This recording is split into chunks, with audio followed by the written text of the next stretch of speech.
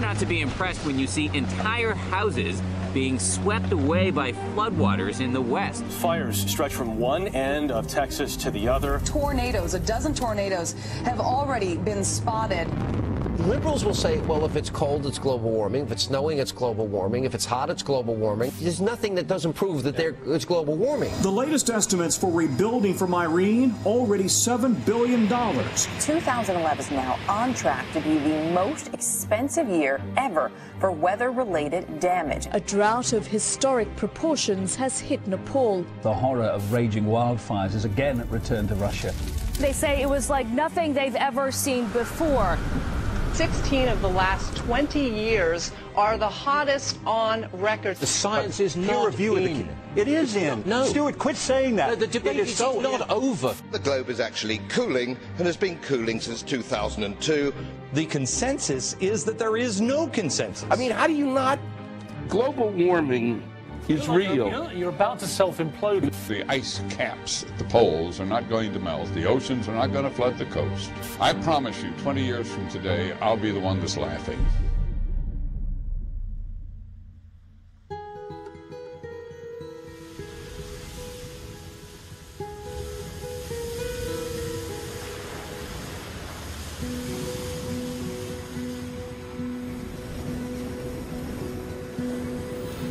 The worst that would happen is I just get really wet if I just stood in place. No, you fall, you try to run, you bang your knee on a piece of ice, and you bust your knee. I have to get this picture. The first time I worked with James, it was obvious how he goes about things, you know? All right, quickly. This light won't last forever. He pushes it, he's looking for something. You do have rope in the car? Yeah. Go back and get whatever you have. Okay. All right, I'm almost certain to get wet, okay? In fact, I think I'm so certain to get wet, I'll take my boots off. And it was very interesting because it was his first real encounter at looking at ice in that way. He really did fall in love with it.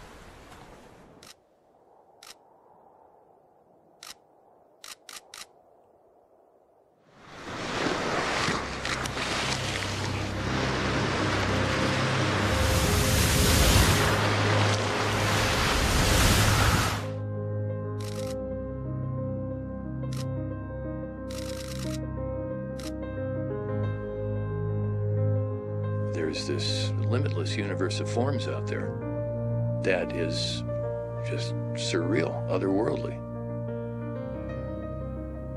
sculptural, architectural, insanely, ridiculously beautiful. And that's when I thought, okay, the story is in the ice, somehow.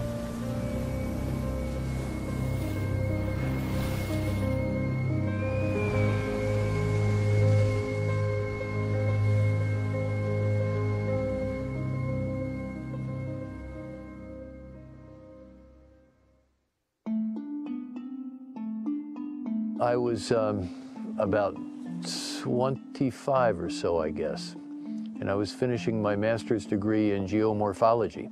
And I loved the science, but I wasn't interested in being a scientist.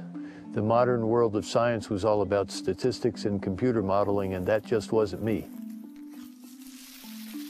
I had no contacts in the photo world. I had no knowledge of the photo worlds, but youthful brashness can take you a long way, make things happen. So that's how it worked.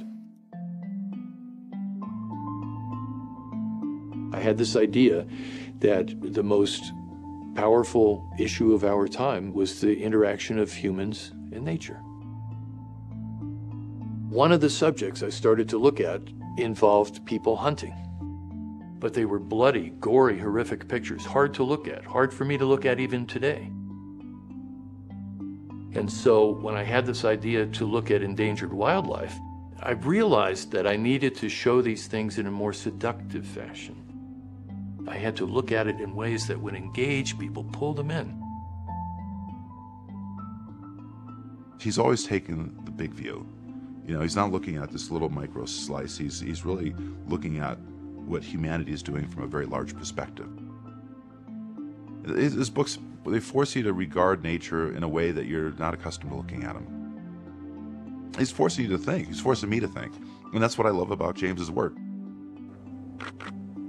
You know, Ansel Adams was the father of all landscape photography, and he created a movement around wilderness that only images could do. And now you have James with that same kind of eye, but being able to do more with the technology. It isn't just the drive to climb mountains and hang off cliffs. He has the ability to capture it and weigh and communicate it. Observing it and knowing it is one thing. Sharing it and sharing it effectively can change the world.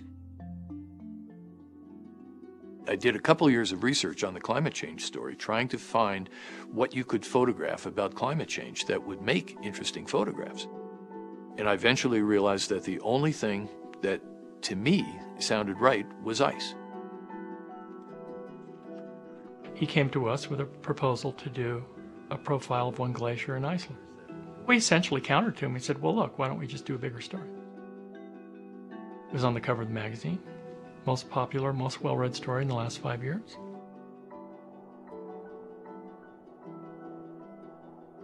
As I was shooting that story, I started to get the very strong sense that this was a scouting mission for something much bigger and much longer term that was about to unfold. The Solheim Glacier, the Sunhouse Glacier in translation, is where I really first got it. That glacier had been receding several hundred feet a year, which is a lot. You normally have a little bit of advance in the wintertime and a little bit of retreat in the summertime. But when you see huge amounts of change, that's outside normal behavior. There was a real sense of the glacier just coming to an end and like this old, decrepit man just, you know, falling into the earth and dying. It was very evocative, very emotional.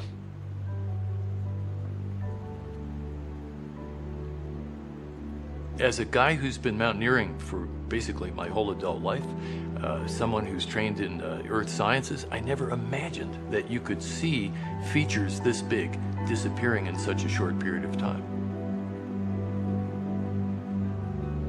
But when I did, when I saw that, I realized, my God, there's a powerful piece of history that's unfolding in these pictures, and I have to go back to those same spots. So I set up a whole bunch of camera positions around that glacier where I would just go back and shoot a single frame. You know, one in April, one in October, and we would just see how the glacier changed in 6 months.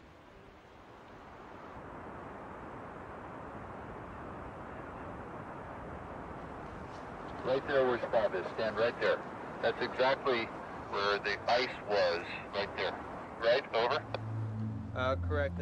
That glacier had changed so much that, I'm not kidding, for like 3 hours we stood there looking at the prints of 6 months ago, looking at the glacier going, we must be wrong, we can't be in the right places. Appear to be from over there.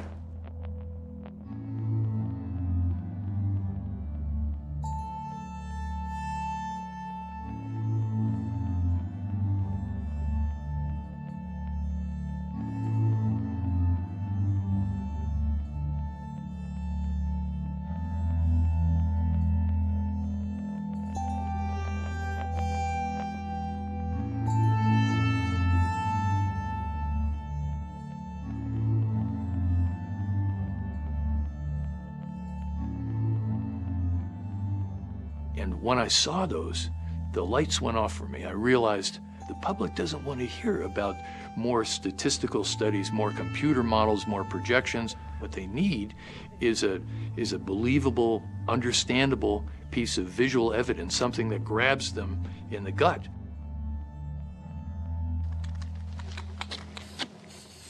So I created this project called the Extreme Ice Survey, or EIS. The initial goal was to put out 25 cameras for 3 years, and they would shoot every hour as long as it was daylight. We would download the cameras every so often and turn those individual frames into video clips that would show you how the landscape was changing. I thought that basically you could just buy all this time-lapse equipment off the shelf, slam it together, and put it out there. I was so naive about that. There was a custom computer that needed to be built, and there were 1,000 little engineering details that needed to be worked out, and a lot of trial and error because people hadn't built this stuff before. And it was clear to me it would have to be a team effort.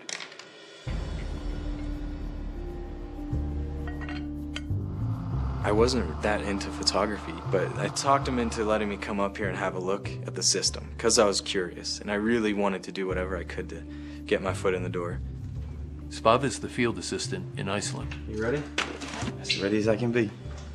These are just really attractive because I think they're more picturesque and they're still big glaciers. Jason had a deep, deep well of experience about Greenland's glaciers, about Greenland logistics, about what the glaciers were doing. Tad's a glaciologist.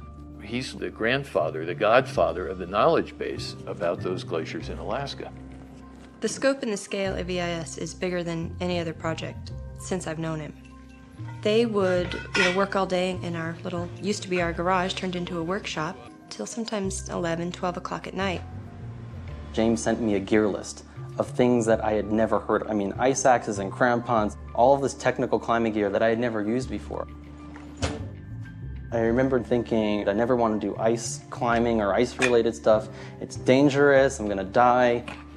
But of course, I still went with James to Iceland.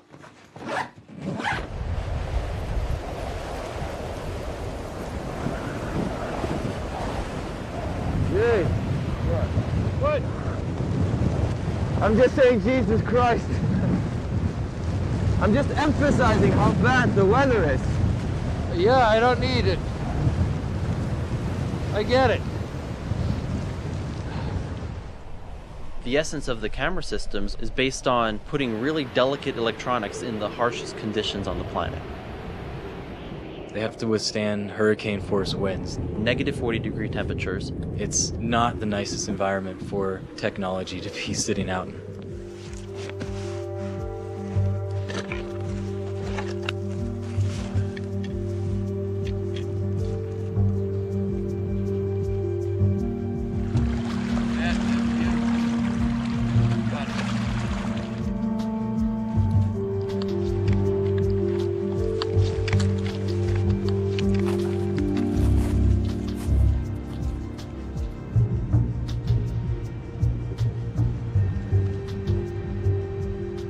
Whatever the dangers of that boulder are, that's a better spot than this is.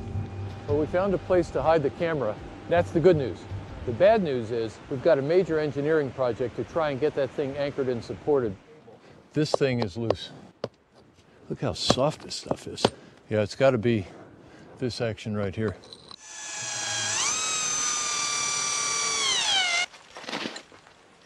The other way around.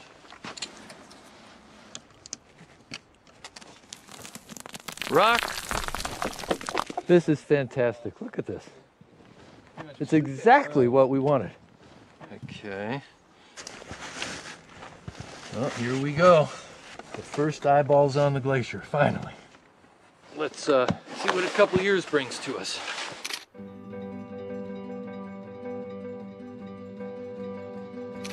We installed 5 cameras in total on that trip.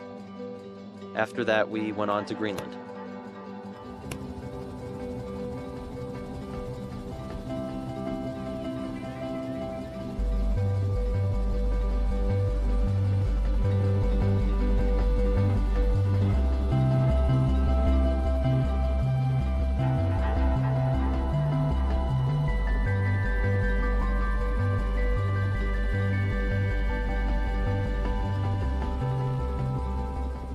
When glaciers break these gigantic icebergs off into the ocean, it's called calving, C-A-L-V-I-N-G.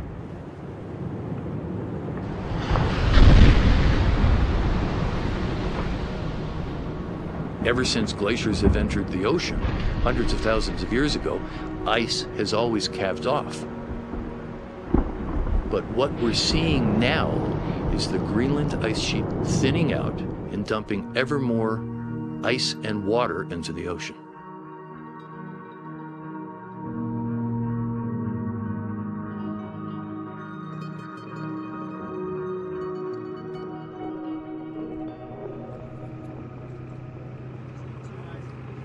Okay, good. Yep, right up here.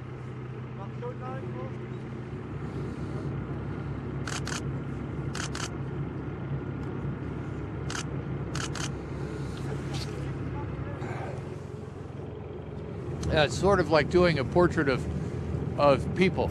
You know, Richard Avedon and Irving Penn spent their entire careers doing portraits of faces, essentially, and found endless variation and endless beauty and endless magic in those faces. And for me, that's the same thing as what's going on here. You know, you feel this tension between this huge enduring power of these glaciers and their fragility. You know, they came from a great and impassive place, and now they're crumbling into these tiny little blocks of ice going off into the ocean. It's crazy.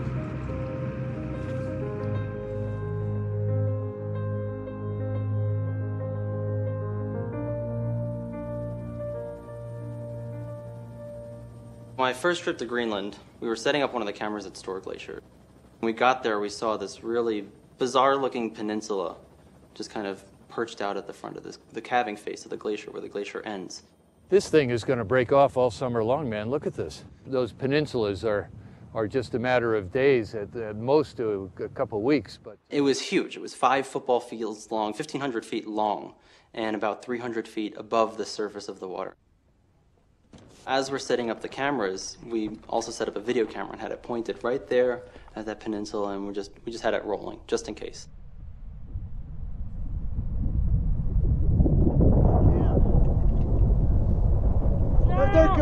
Oh my God, a giant crack just formed. See that whole island, it's going away. There it goes, man.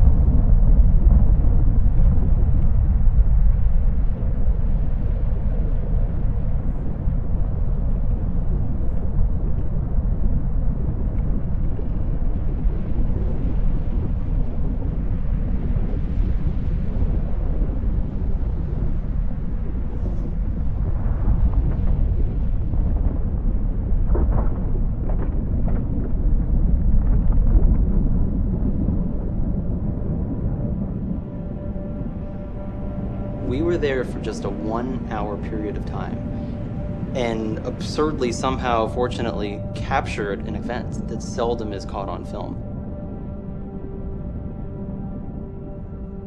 this is really big stuff happening right under our noses right now. But I feel like time is clicking, you know, and we need to get these cameras out here.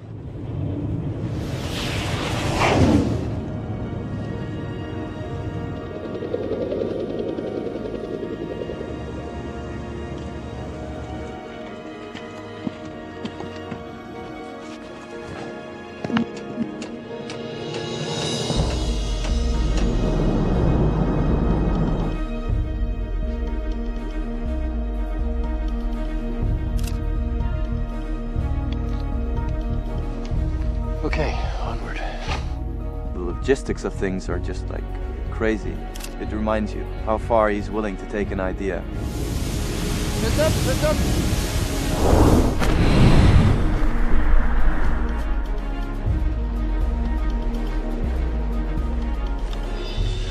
Tight, tight, tight.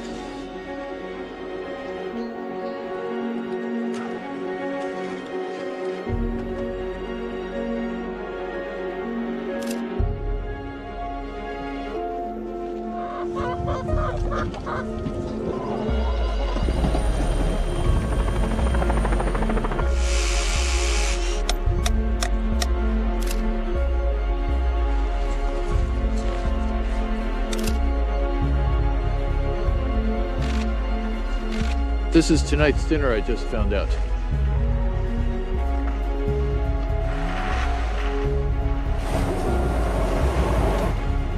8, 7, 6, 5.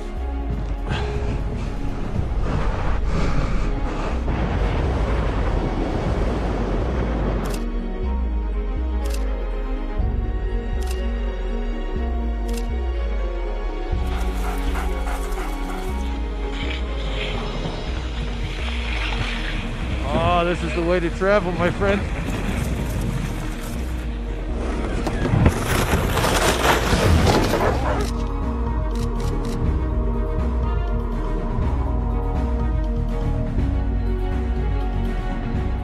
We ended up installing about a dozen cameras in Greenland, 5 in Iceland, 5 in Alaska, and 2 in Montana. Frankly, I can't believe that, and we actually managed to pull this off.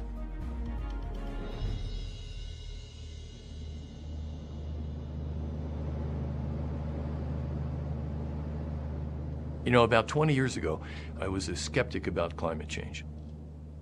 I thought it was based on computer models. I thought maybe there was a lot of hyperbole that was turning this into an activist cause. But most importantly, I didn't think that humans were capable of changing the basic physics and chemistry of this entire huge planet. It didn't seem probable. It didn't seem possible.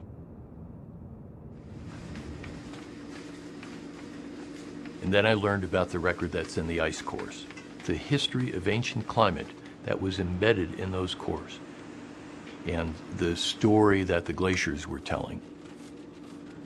The Greenland and Antarctic ice sheets are these giant domes of ice that preserve climate records very much like tree rings. Snow is added to the top, turns into ice, and ice core scientists can drill holes through the ice sheets and pull out a core and examine not only the ice, but also bubbles of ancient air that are trapped in the ice. By looking at the chemistry of the ice, we can learn about past temperature, and by looking at the air, we can actually measure the carbon dioxide content. And one of the things that we learn is that past temperature and carbon dioxide vary together. They go up together, they go down together. And over the last 800,000 years or so, atmospheric carbon dioxide was never higher than about 280 parts per million, until we started adding carbon dioxide to the atmosphere. And now it's about 390 parts per million. And that's about 40% higher than it was when carbon dioxide was only varying for natural reasons. But now we're headed for 500 parts per million or more. That pace is 100 to 1,000 times greater than the pace at which things have changed by themselves naturally. The amazing thing to me is that we're already seeing impacts because the change already has been so small, right? It's been 0.8 degrees C, about 1.5 degrees Fahrenheit, since 1850 or so. And yet we've seen so much stuff, crazy stuff going on already. What counts to me more than the notion of climate changing is that the air is changing. The air that we live in, the air that sustains us, the basic physics and chemistry of that air is changing. This is about the stuff that you and I breathe, and that affects everything in the agriculture and the water supply and the biology of all the plants and animals around us. Plants and animals are already going extinct. They're going extinct 100 times faster now than they did 1,000 years ago.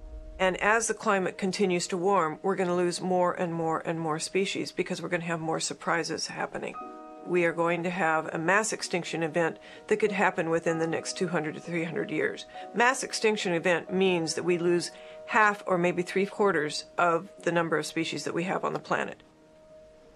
Are we going to be losing the plants that clean our water, the plants that clean our air? If there's no pollinators out there to pollinate, then we're going to have to do it by hand.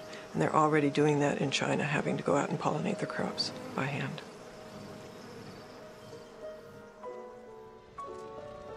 In the last 20 years, we've lost close to 20% of the forest area in Arizona and New Mexico, and that's high mortality in those forest areas. We have seen increasing in the length of the fire season by more than 2 months. Larger fires in the western United States in the last 20 years. And we've seen hotter fires, more extreme fires burning. It's not just by chance that I'm seeing many rare events happening all in sequence, you know, there's a reason for that. We're seeing extraordinary changes in our environment.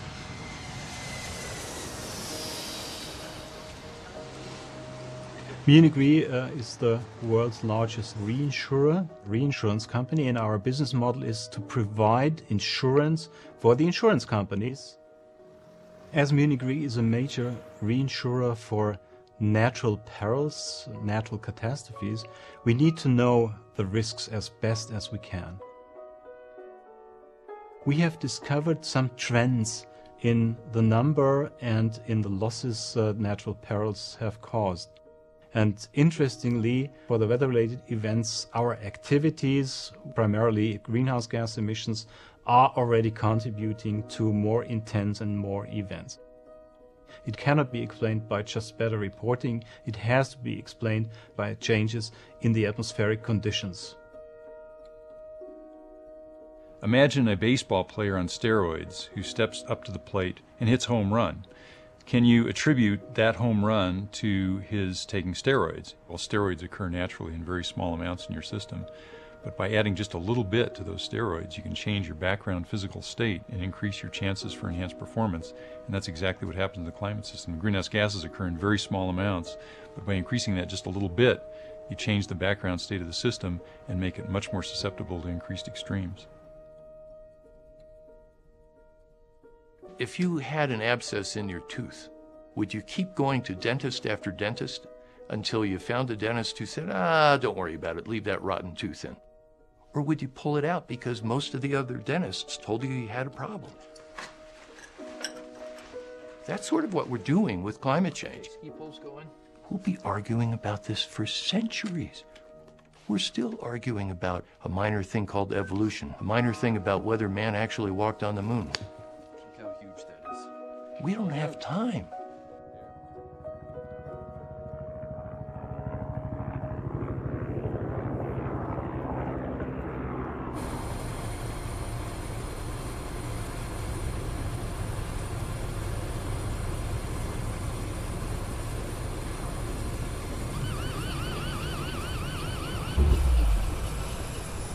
We have low oil pressure on engine number 2, so I've shut down engine number 2.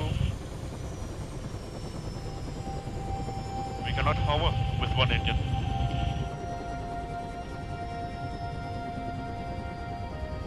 You look out that window at that seawater with icebergs floating around in there and you realize we go in that, we'll have 5 minutes of physical function and in 10 minutes we're dead. The fire brigade will be on standby in case we need their help. En af deltagerne er onset, og jeg kan se, de kommer med vognen. Det er godt. Ja, det er tak. Alle er OK.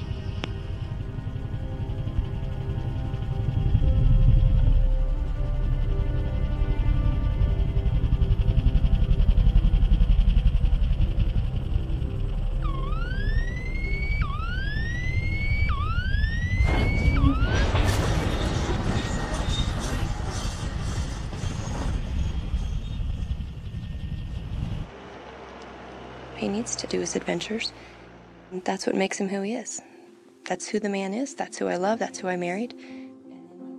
Do I wish sometimes that it was closer and he would come home at night at 5 o'clock?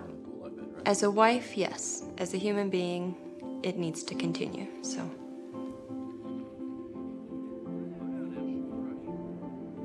He's on this never-ending quest for something. He's just going and hoping that something that he's doing is taking him in the right direction. And I think that EIS is it. He's looking to make a global, worldwide impact. I've never seen him so passionate about a project before.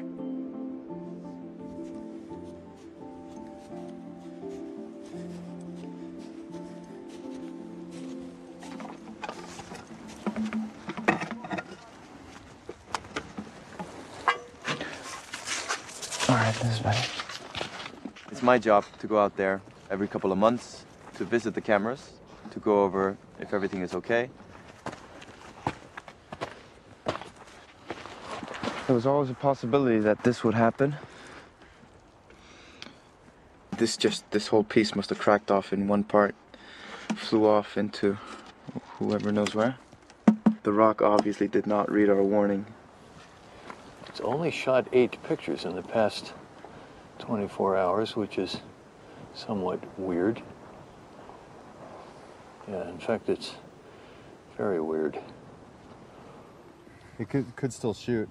Come on, please. Please work. It's dead. Has to be dead. So everything we're trying is getting thwarted.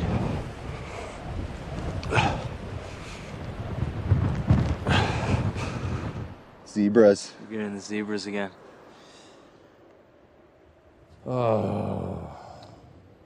We've had numerous timer failures. We've had cameras buried under 15 or 20 feet of snow. Ugh. Oh my. We've had plexiglass windows sandblasted. We've had batteries explode inside the camera boxes. I think it's a bird just kind of pecking away at it. This is what a fox does to your cables when you're not looking. He had spent a lot of money, from grants, personal money, getting to Alaska, getting to Greenland. And when you go out there, you want it to work. And when something doesn't work, you feel so far from anything and anyone that can help you. I think it's in that voltage regulator.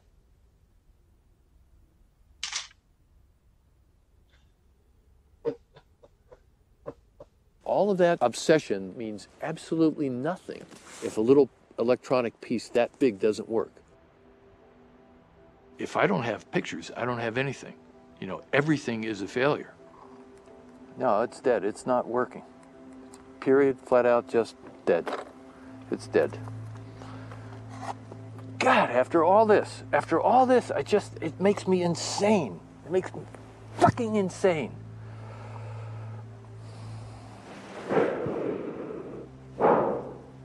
So disappointing.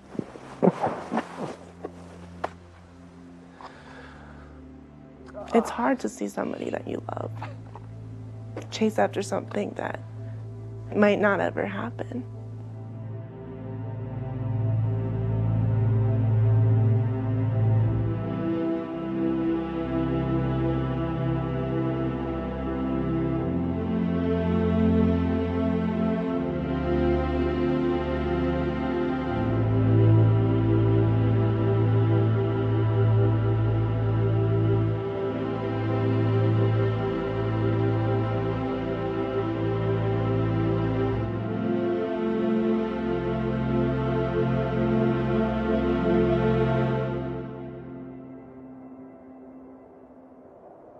You see that white dot down there? There's a white dot on the so something's happening inside the timer.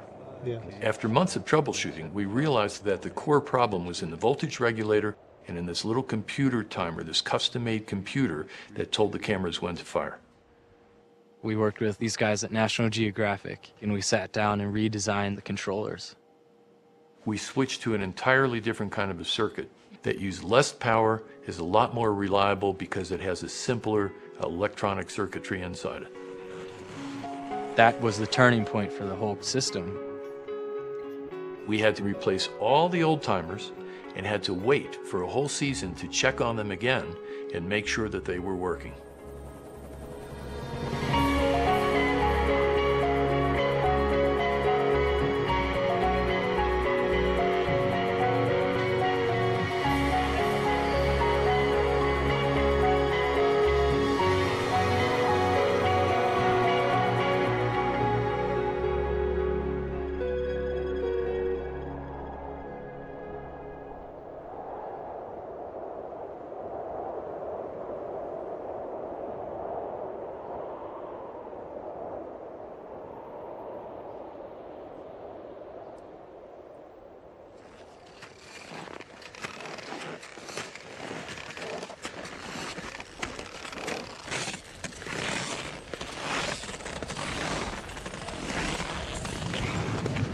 Gotta be getting close.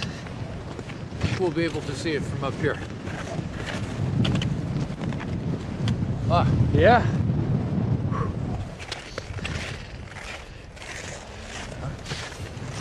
Okay. All right, this is the big one.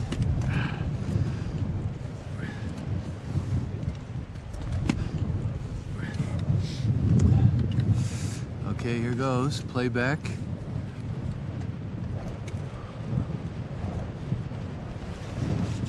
March 11th, 2008. It just shot. It's been working all winter. Yee-hoo! Oh, man. Yes. Hello. I can't believe that word. Really? Do you know how cold it's been out here for how long? I'm unbelievably surprised.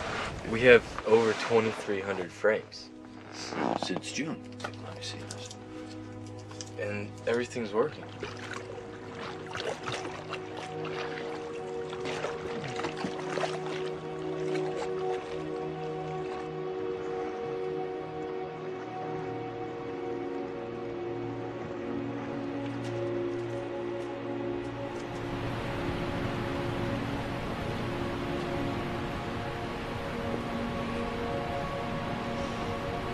It's been shooting the entire time. Fantastic. Here's the memory of the camera, and this is actually, that's an interesting thought. This is the memory of the landscape. That landscape is gone. It may never be seen again in the history of civilization, and it's stored right here.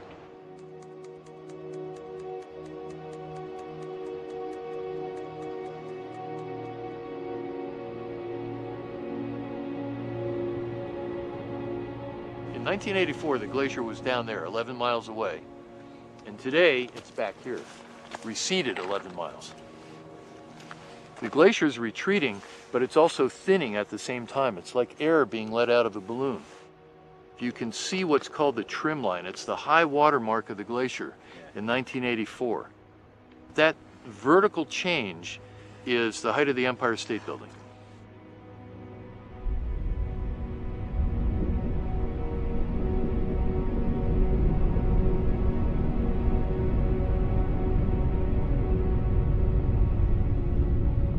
You know, we're really in the midst of geologic scale change. You know, our brains are programmed to think that geology is something that happened a long time ago or will happen a long time in the future.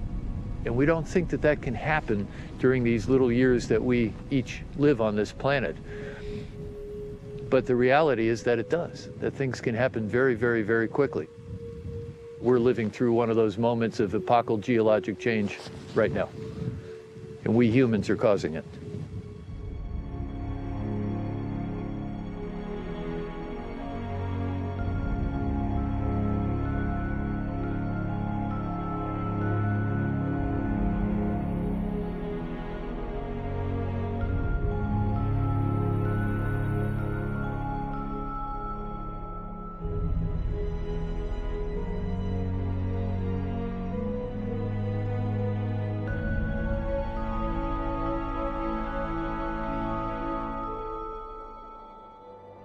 Up and down the edges of the ice sheet, there's this zone called the melt zone. This is where the sheet is melting and that stored water from the ice sheet is running out to sea.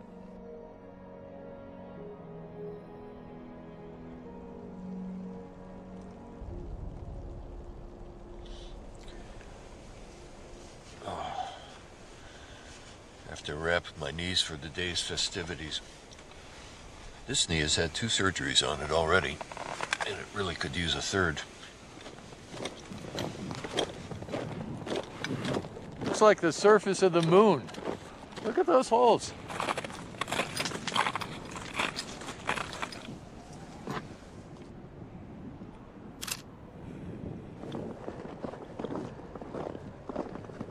Oh my gosh, look at this stuff. I had no idea it was so thick in here. This stuff, this cryoconite, it's made from a combination of natural dust that blows in from the deserts of Central Asia, mixed with little flakes of carbon, fine particles of soot that come from wildfires, diesel exhaust, and coal-fired power plants. And on top of it, there's algae that grows out here. And all of that stuff accumulates in these little holes. And because it's black, it absorbs the sun's heat more than the surrounding ice does. And all over the surface of the ice sheet, there's literally billions of these little cryoconite holes melting away and filling up with water. And when you look down in those holes, you can actually see these little bubbles of ancient air being released as the ice sheet melts. Wow. Jeez. The part of Greenland that's melting is out on the edges of the ice sheet. And that area is growing and it's moving higher up onto the ice sheet as the climate changes in that part of the world. You see all this water melting down through these Swiss cheese holes, and you see it melting down through the channels. It goes from little channels into big channels, and eventually everything drops vertically down through these big moulin caverns, goes down to the bottom of the ice sheet and out to the ocean. Ordinarily, if you make climate a little warmer, the glacier shrinks a little bit. If you make climate a little colder, the glacier grows a little bit. And those two things kind of work to maintain a balance. But if it gets too warm and the ice gets too thin, it doesn't respond just a little bit. The volume drops.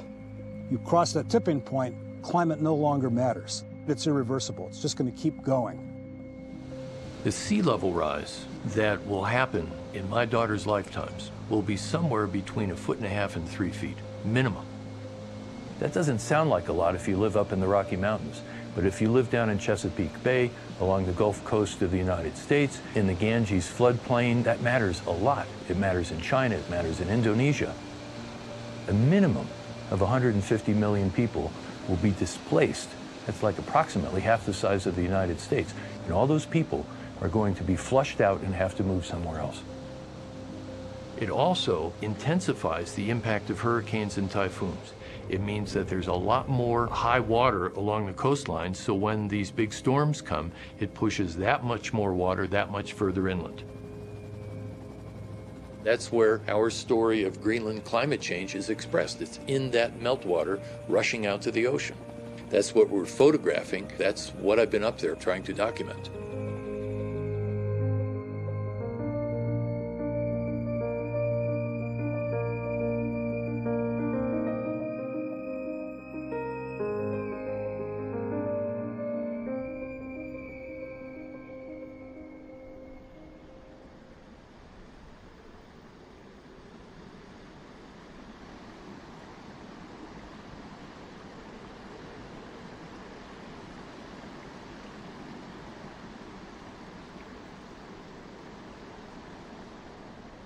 You know, I've seen this thing from your photos and sat pictures, but to be here, it's incredible. It's all becoming a little more real. While we're heading over, why don't I walk over there and give you some scale? Sure. Just be careful. Don't get too close to the edge, all right? Stay up where it's flat. This is really something. This is terrifying.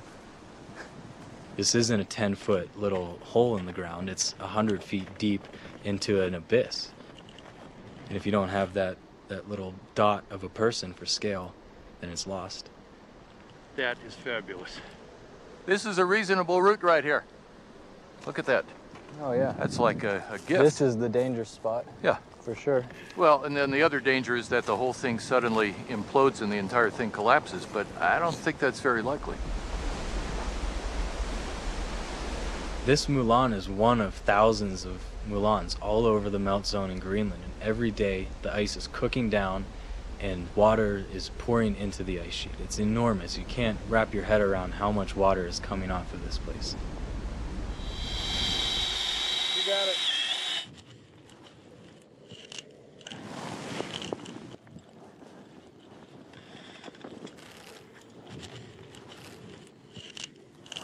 Adam, have you ever done something like this before? No, not at all.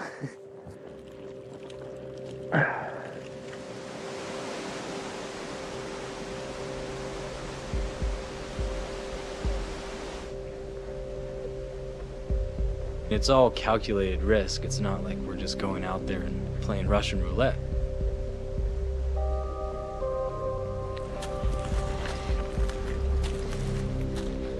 Piece of cake.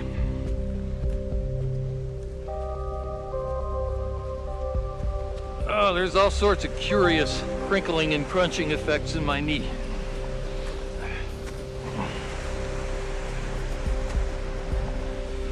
not what the doctor ordered. All right.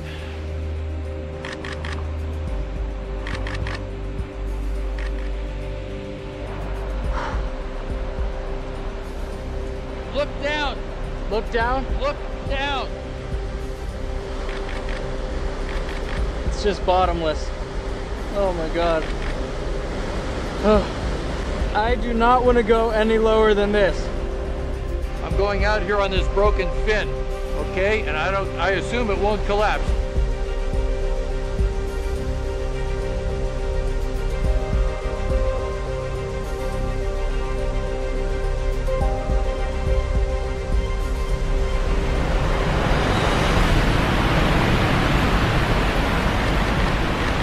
Okay, good, all done.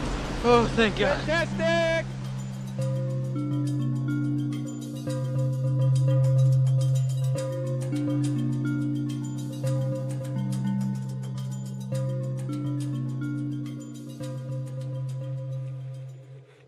There were audible chunks of gravel-like substances that I could feel rolling around in there. Bionic man. I was covering up the soreness with anti-inflammatories and painkillers so that I could function in the field, and I would think, oh, that's pretty good, not so bad. But the drugs were masking the symptoms way more than I had realized. Compañero.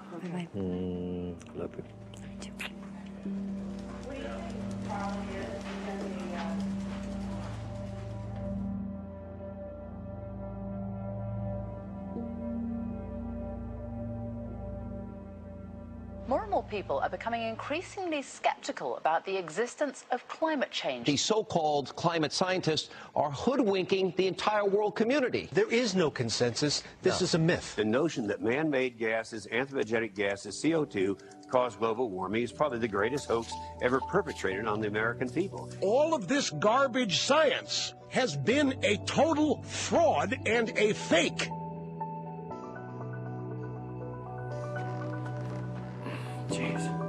Jim was told after his surgery that hiking is not a form of exercise that they want him to pursue anymore. I'm not sure that's sunken in quite yet.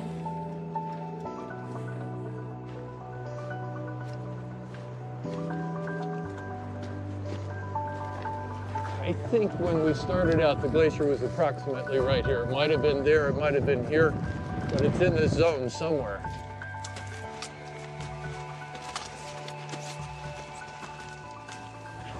Look at this. In 05, you couldn't even look into the canyon back there. Look, it was all filled up to that point. And look how low it is now.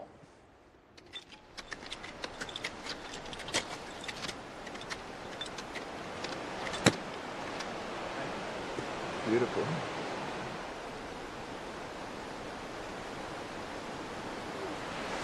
And that's 2007. That isn't even 2005. In 2007, just 2 years ago, you couldn't see any of that mountain ridge over there. The thing is deflated tremendously. I mean, I don't know what the number of feet is, but it's a lot. If I hadn't seen it in the pictures, I wouldn't believe it at all.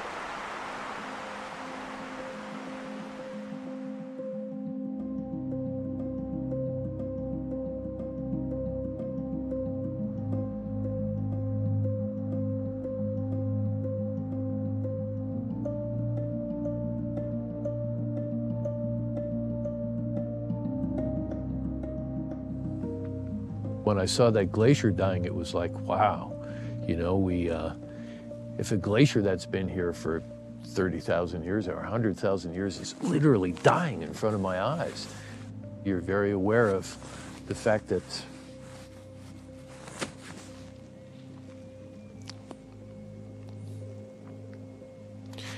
sometime you go out over the horizon and you don't come back.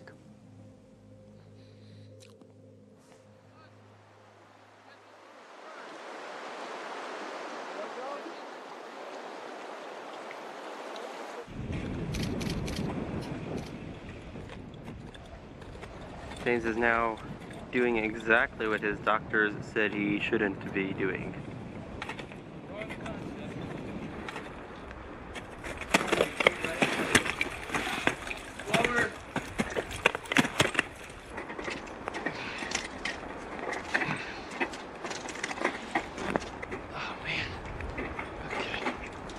little more. Okay. Yes, there you go.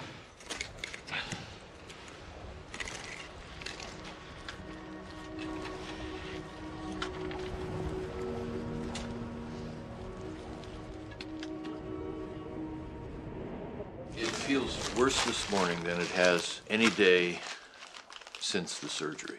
Really? It felt better the 3 days after the surgery than it feels right now. I think the best that can be said about this is I'm a safety liability. No, I mean, you can maybe limp your way up, but you can't go down that. Unless you're in a wheelchair. I mean, we need to go up there, check on the camera and all of that, but you don't necessarily need to do it. I mean, that's more of a climb than we did in the past 2 days. I have a hard time letting ideas go, you know. But here's another thing. That's why your knee's like this. Okay. You guys should at least go and look at one of the cameras, get it downloaded, get the computer changed today. Okay? Yep. All right, enough.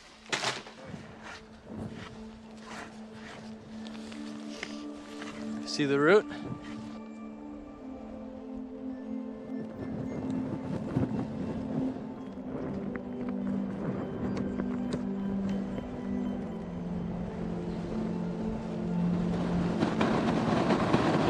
Okay, hold on. Oh, you can get in there. Ah! That's it.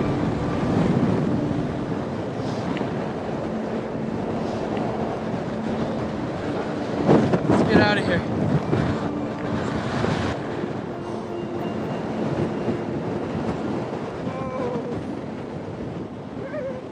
Every once in a while, I get this thing in the back of my head saying, what were you thinking? Maybe that office job wasn't so bad. But the sandwiches are better here.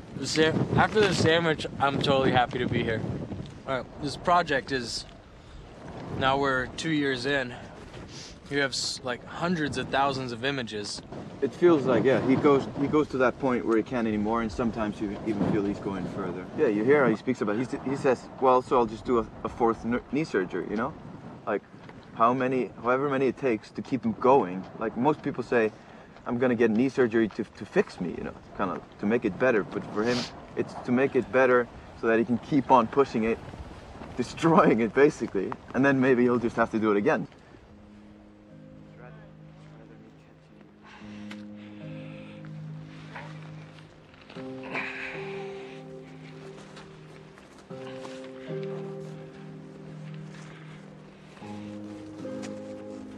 Okay, Slav, you ready for another exposure? Do it exactly as you just did it, okay?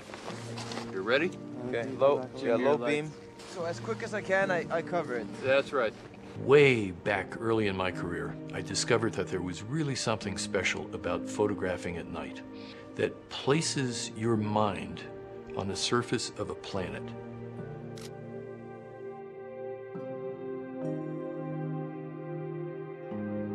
You're no longer just a human being walking around in the regular world. You're a human animal striding around on the surface of a planet that's out in the middle of a galaxy. We as a culture, we're forgetting that we are actually natural organisms and that we have this very, very deep connection and contact with nature. You can't divorce civilization from nature. We totally depend on it.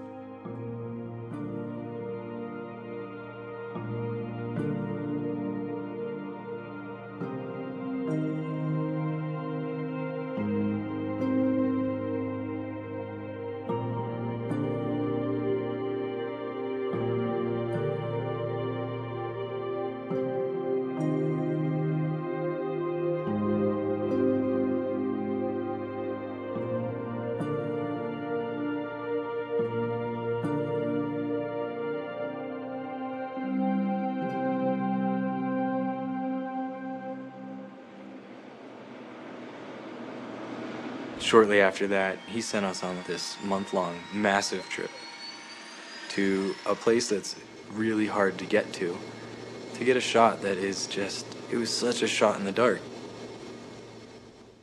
The idea spawned from this one glacier called Store. That event was so spectacular. We decided, okay, we gotta go back and go to the big glacier, Ilulissat Glacier, and sit and wait. Gonna try to catch some big calving events. You know, kilometer wide pieces of ice coming off of this massive, massive glacier. The Ilulissat Glacier is kind of like the mother of all glaciers in Greenland. It is the most productive glacier in the Northern Hemisphere. It's rumored that this is the glacier that put out the iceberg that sank the Titanic. It flows at 130 feet every day.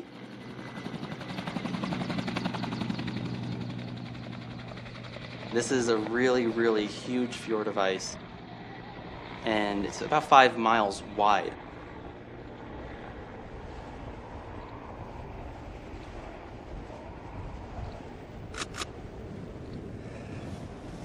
That is massive. I totally lost him. You see him still? He's about to turn and go in front of the peninsula that we think's gonna go. Oh, I see. He's at the base of it.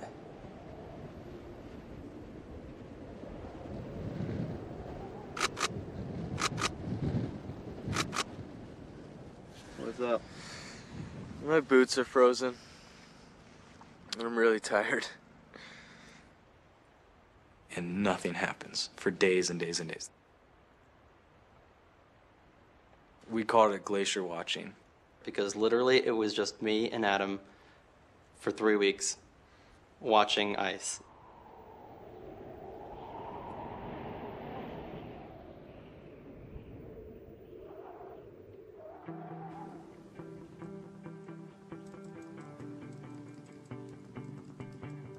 Photography for me has been, as much as anything, about a raising of awareness. Through that camera, you know, we become vehicles to raise awareness outside my own experience. And in this case, we are the messengers.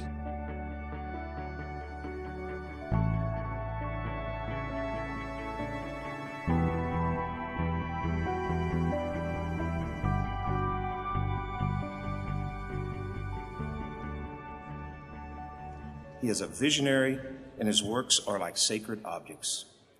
I present James Balog. Well, thank you so much. Can we dim the house lights a little bit more? That's it, better, okay.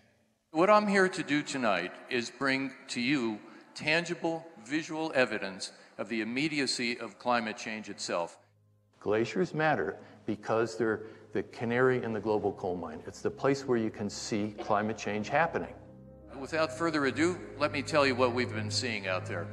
This is a glacier called the Solheim Glacier. We're looking down on it. Now we turn on our time lapse.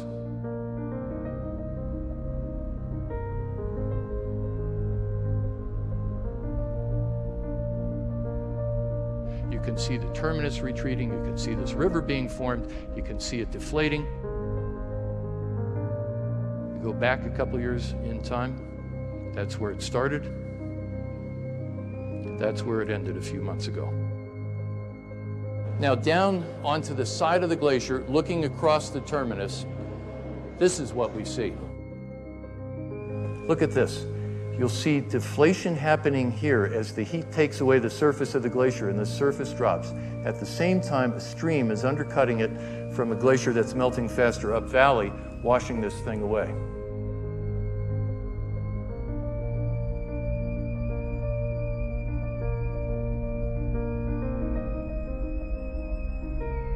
The vast majority of glaciers in the world are retreating.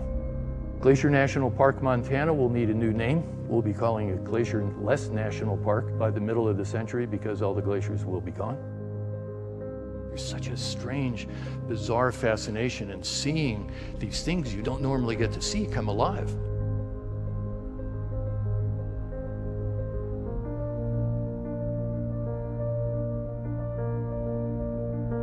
We're up at the Columbia Glacier in Alaska. This is a view of what's called the calving face. This is what one of our cameras saw over the course of a few months.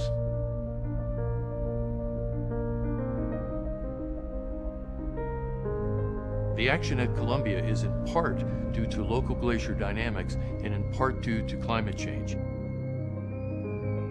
Here's another time-lapse shot of Columbia. And everybody says, well, don't they advance in the wintertime? No, it was retreating through the winter because it's an unhealthy glacier. We realized it was retreating so far, we had to turn the camera upstream to follow the retreat.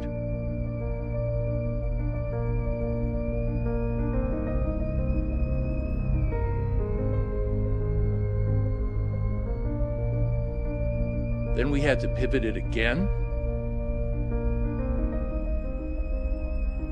And then, when we went back this past August, it was so far out of frame, we had to turn the camera one more time so we could still see the glacier.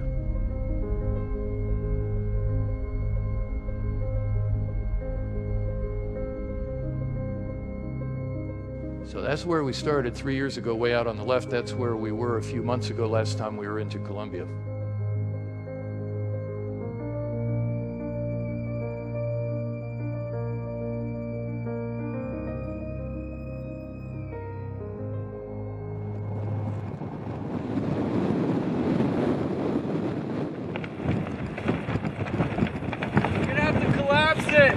Put rocks over it.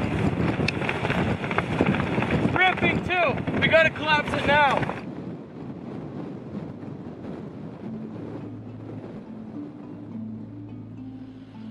James Balog is documenting the melting of glaciers around the world, the most visible manifestations of climate change on the planet. And he's making it possible for scientists to watch too. James Balog is founder and director of the Extreme Ice Survey. He's joining us now from Denver. James, thanks for being with us. My pleasure, thank you. And we'll also have more of our special report on a man who lets his pictures do the talking. As a photographer, it's exciting to see this stuff, but as a citizen of the world, you go, this is horrible. And consider who NASA is sending as a delegate to the Climate Change Summit in Copenhagen. Jim Balog, a photographer with the group Extreme Ice Survey.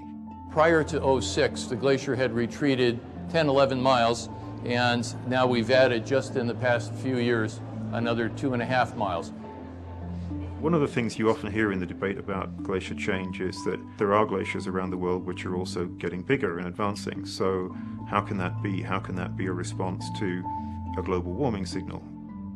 Work we've done recently on the Yukon Territory in Canada, where we looked at the change in glacier area from 1958 to 2008. And what we found was, of the 1,400 glaciers that were there in 1958, 4 got bigger. Over 300 disappeared completely, and almost all of the rest got smaller. Yes, there is a component of natural variability in the climate change we observe, but it's not enough to explain the full signal. So there has to be a greenhouse gas element to it. Up to the Ilulissat Glacier calving face, a little helicopter is shown for scale. The Atlantic Ocean is on the left side of the frame, covered with icebergs so thick that you could walk across the ocean and never touch the sea.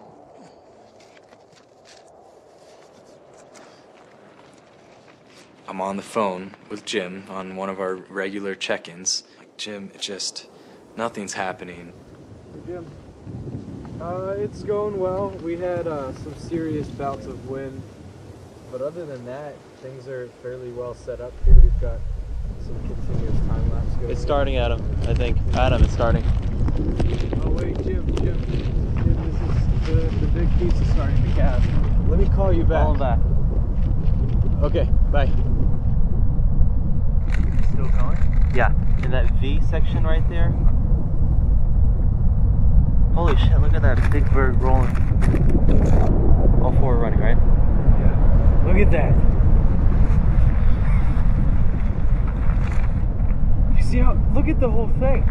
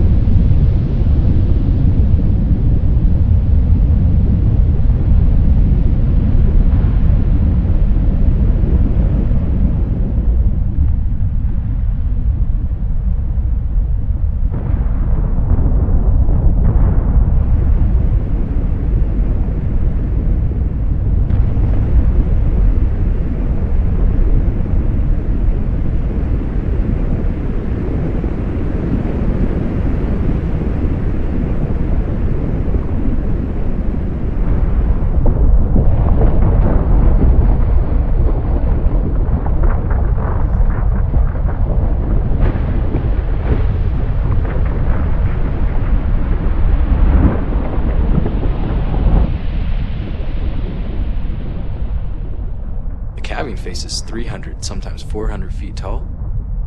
Pieces of ice were shooting up out of the ocean 600 feet and then falling.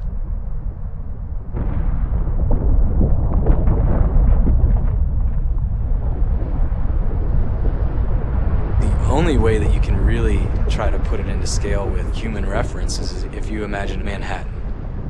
And all of a sudden, all of those buildings just start to rumble and quake and peel off and just fall over and roll around. This whole massive city just breaking apart in front of your eyes.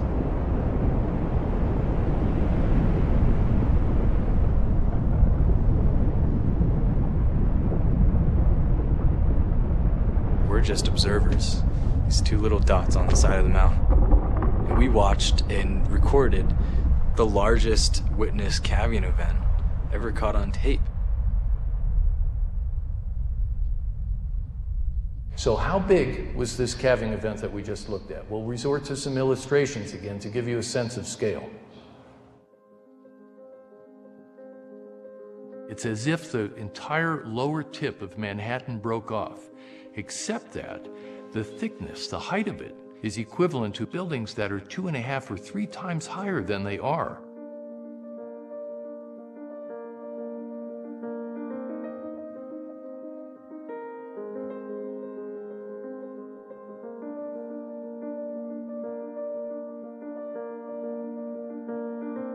That's a magical, miraculous, horrible, scary thing. I don't know that anybody's really seen the miracle and horror of that. It took 100 years for it to retreat 8 miles from 1900 to 2000. From 2000 to 2010, it retreated 9 miles. So in 10 years, it retreated more than it had in the previous 100. It's real. The changes are happening. They're very visible. They're photographable. They're measurable. There's no significant scientific dispute about that. And the great irony and tragedy of our time is that a lot of the general public thinks that science is still arguing about that. Science is not arguing about that. One of the really troubling things about climate change is that almost all of the world's prestigious climatologists are much more frightened about all this than the public is. People have a hard time understanding when we talk about climate change. What for me is so powerful and actually unprecedented in the work that he is doing is visualizing the change that allows us to actually see what was and what is becoming. I actually saw his work last spring, and that kind of changed my life in the sense that I had to quit what I was doing, which was working for Shell, and get involved in this debate in a much more profound way. The Extreme Ice Survey will go down in history as this is the evidence that we knew what was going on. You can't deny it.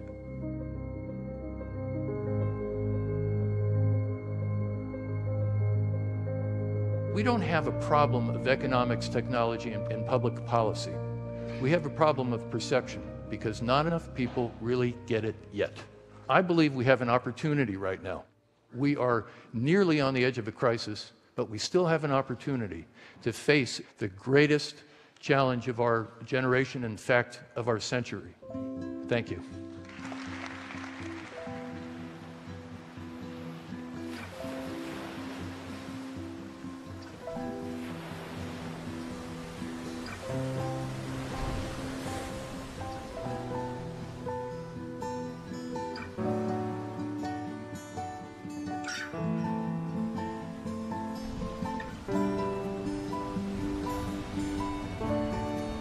When my daughters, Simone and Emily, look at me 25 or 30 years from now and say, what were you doing?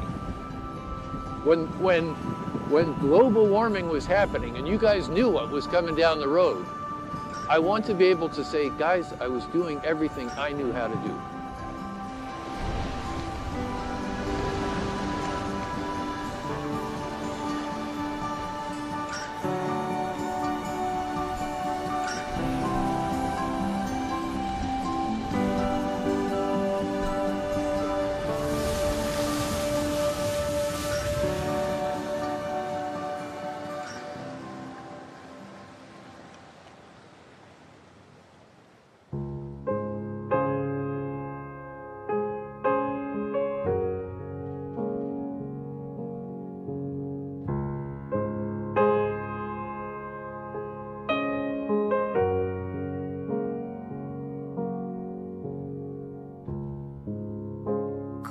cold feet, don't fail me now.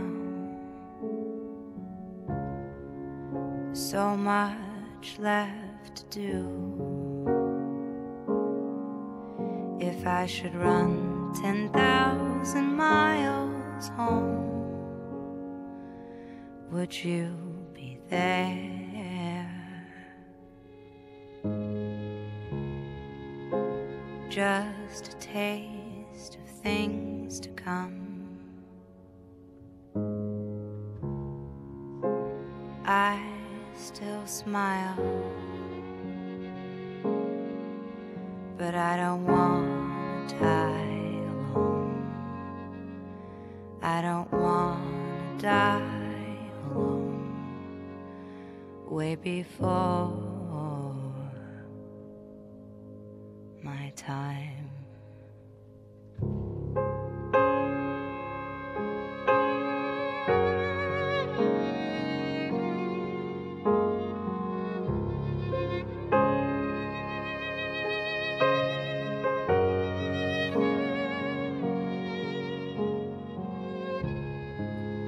Keep calm and carry on. No worse for the wear. I don't want to die alone. I don't want to die alone way before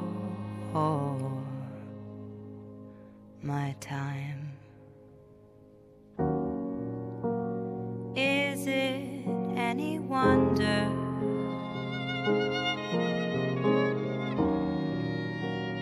all this empty air?